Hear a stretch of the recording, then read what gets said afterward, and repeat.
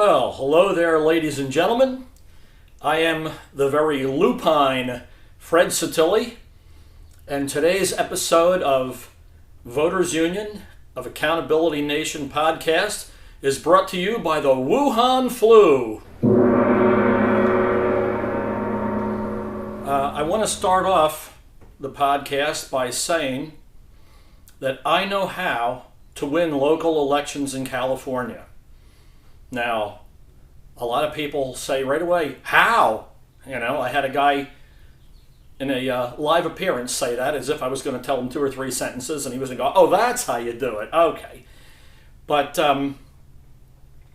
the truth is that here in California, either the conservatives, or if you want to call them the Republicans, or whatever you want to call them, the big R Republicans anyway, they either don't know how to win one of these elections or they don't want to. And the reason you know this is true, this is deep analysis, the reason you know this is true is because they don't win them. They don't win them. Okay? And they struggle and they thrash around and they use the same tired, worn out tactics every time. And the funny thing is that the people who do win use the same tired, worn out tactics every time, and they do win. So, if you, once again, in the live version of this, I would say to people, how many of you out there agree that we're in a political war? Raise your hand. Everybody raises their hand. Okay? But why don't you want to win the war? Why don't you want to win the war? I ask the question, and they all say they want to win the war, but they're not willing to do the simple thing that will allow them to easily win the war.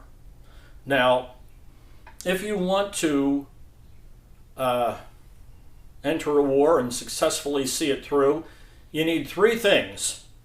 The first thing you need is money. Wars are expensive. Wars cost that wars have broken many, many nations, all the way back to the Sumerians and the Hittites, and anyway. The next thing you need is an army. You need a lot of dedicated people, a lot of dedicated people, and you have to know how to raise the army. So you have to know how to raise the money, you have to know how to raise the army, and even if you have good funding and you have a good dedicated army, if you don't have a good strategy, you're still not going to win. Now, you can win a war with, you need all 3 of those things, but you can actually win a war with just 2 of those things if one of them's a little weak, if the other ones are really strong. Now, the last week on the podcast, I had some books over here on the guest chair, and I never did get to that part, but I'm going to get to it now. And the first thing you need to win the war here in California is you need money. And you need a plan to get the money, and this is the plan. This book is called The Ask by Laura Fredericks. And much as I don't give a damn about the New York Times bestseller list, it was on it. It sold millions of copies or whatever. And this is really a good source of information for those listening on the podcast and can't see it on YouTube as I held the book up. But it's The Ask by Laura Fredericks. You can buy a cheap copy. You can probably get it at the library. It was a popular book. And in there, Laura Fredericks, who is an expert on fundraising, teaches you how to literally ask anybody for any amount of money for any reason. And the book is really simple, it's really rational, and it tells you how to do it. Now, not everybody can do it. Not everybody has every kind of skills. Not everybody could be a great basketball player or a concert violinist or a good fundraiser. You're not a bad person if you can't do the fundraising, but you should be able to do it at some level. And even if you can't, there's a place for you in the war other than this. But it's very simple. There are different kinds of people, and you have to know what kind of person you're approaching. If you're approaching the engineering type, all they need are the facts and figures. And once they have the facts and figures and they agree with you, they'll help you fund your campaign. Other people are totally emotion-driven. They want to know that everything's going to be okay. You're a nice person, you're on the side of righteousness, and if they believe in you spiritually, emotionally, they will help you fund your campaign. Then there are people who are pragmatists. They want to do what's best for society, or they want to do what's best for their community or whatever, and you have to appeal to them that way. It's not for their security, it's for their friends and family. They're caretakers. They're a different kind of people. Some people are driven by money. You have to tell them it's in their financial interest. You say, hey, look, this is the junta that's in power. They're hurting your business and your industry. There's another junta over here who their petitions and inclinations are going to help you. Let's get them in office. And if they see a financial reason, they'll help you fund your campaign. So number one, money. If you don't know how to do it, the Ask by Laura Fredericks is the key. You have to read this book. Okay? Now, the next thing you have to do is you have to know the landscape. You have to know what the battlefield's like. There's no sense in bringing the Navy to a land battle, right? You can't have a tank battle out in the ocean. So for that, you need this. Confrontational Politics. This is a book by retired Senator Richardson. This book is quite a masterpiece. It's small, easy to read. This is also small and easy to read. For those of you in the podcast, I'm showing the side angle of the book so you can see how few pages there are. This is like 115 pages. This guy is a political genius. This book is a masterpiece. Confrontational Politics by retired Senator Richardson, H.L. Richardson. This book is worth reading. If you read this book, you will understand the problem. You can't face the problem until you understand the problem. You need that book. Now, the interesting part of this book is that someone just gave this to me. I was at some event and they had these and there were extra ones. Hey, Fred, we got to get rid of this book, take this thing. When you give somebody a book, they take it right home and they put it right on the coffee table and they never touch it again. Okay? That's one of the problems here, is people aren't willing to invest the time and energy to work on the campaign before they start the campaign. Now, this was demonstrated to me up in a large gathering. I won't say who it was. I don't want to embarrass anybody, but there was a good 80 people at this thing, and I asked them if they had ever heard of Rules for Radicals by Saul Alinsky. This is a book that Hillary Clinton was real big on when she was in college, and it was commonly referred to as Barack Obama's playbook.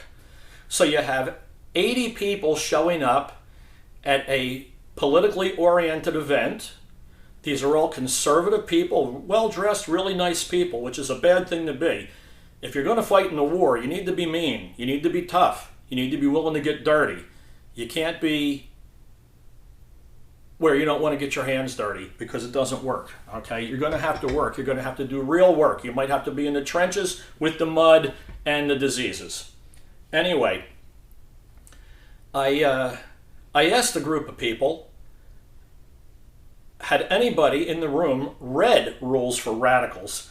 And no one raised their hand, and one lady blurted out, well, I read part of it. She was the pride of the fleet. This is a disgrace. This book right here, for you, those of you listening only, I'm holding up a copy of Saul Alinsky's book, Rules for Radicals. This book is nothing new. This book has been around since, I don't know, 1970 or sometime in the 60s maybe even. And this is literally the strategy that the left uses. It's in here in black and white. It's not some secret plan that we don't know about. Now, I have a real good friend who I said, wow, this is how the left raises their army. And he turned to me, and every once in a while somebody says something that's so true, it's a slap in the face. It's a wake-up call, right? To use a cliche. I said, this is what the left does. This is how they gather all these people. And he said to me, you know, Fred, you can do this too. And I can, and we can. But to learn how to do it, you have to read the book. I can't give it to you in 2 sentences. One guy at one of these rallies said, "Just tell us how to do it." And I said, "Well, you have to read the book." And he said, "Oh, you don't know how to do it." So we can see what a strong commitment he has. Now, the last thing you need, or I shouldn't say the last thing because it sounds like the last thing you need, but a thing that you need that's really important and it completes the package is you need a strategy. And once again, you don't need a new strategy. You need nothing new. You need to go all the way back, way, way back before the Wuhan flu, and you need to read The Art of War by Sunsoo. And for those of you listening to the podcast, I am holding up the book. Okay, they have this in every library. You can get it on Amazon. It's really cheap. You don't have to worry. I love this particular copy. But if you read The Art of War by Sunsoo, you will know how to deploy your army. And you will know how to beat another army that's 10 times your size. The story of Sunsoo is that he did just that. He was hired by a minor warlord who was up against an army that was 10 times his size. And because he had read Confrontation Politics by retired Senator Richardson all the way back centuries ago. I don't know how he got the book back then, but he must have, because he did the right thing. What he did was he only fought battles that he could win. He didn't fight battles that he couldn't win. So when I go to these rallies and I hear somebody say, "We're going to take back the state," we're not going to take back the state today. But what we can do is take back an assembly district and then take back the overlapping state senate district, and then with that stronghold in the next election. Ladies and gentlemen, you have to do this long term. It's how the left did it. The left got into this position. They started at the end of World War II, taking over the media, taking over the schools. You know the whole story, taking over Hollywood. I don't have to repeat it all. You all know it, but you don't know how to fight it. And the reason that you don't know how to fight it is because you refuse to read The Art of War, you refuse to read Rules for Radicals, you refuse to read Confrontational Politics, and even worse and most important, you don't read this book, The Ask. I guarantee that if you take in this knowledge, you will be the campaign leader of the century. You will know everything. You will know every aspect of what you need to know to win virtually any. There might be one or two where the election fraud and the voter fraud or whatever, or the unions are so powerful that you really can't, But I truly believe that I could take Nancy Pelosi, the most powerful Democrat alive. I feel that I could take her out of office if I could use these principles in these books in her district. I don't live in her district, so it'd be a hell of a commute. But I believe that she is equally vulnerable to the plans, strategies, and methods in these books, that she would be easily taken out. So one of the cliches I always like to say is reading makes you smart and TV makes you stupid. And we have a whole country now that's watching TV all day. And that's why we're in the position we're in. So I'm going to sign off. I think I got my message across. At least I hope I did. I am Fred Satilli. This is the Voters Union of Accountability Nation. And we need to create a nation, folks. We need to create a community. We need to get the community involved. We need to get the community to understand our strategy. And we need to win some battles. It's the victory of many, many small battles that wins a war, and that's the way it is. So, thanks for listening. I really appreciate it, and I'll see you next time.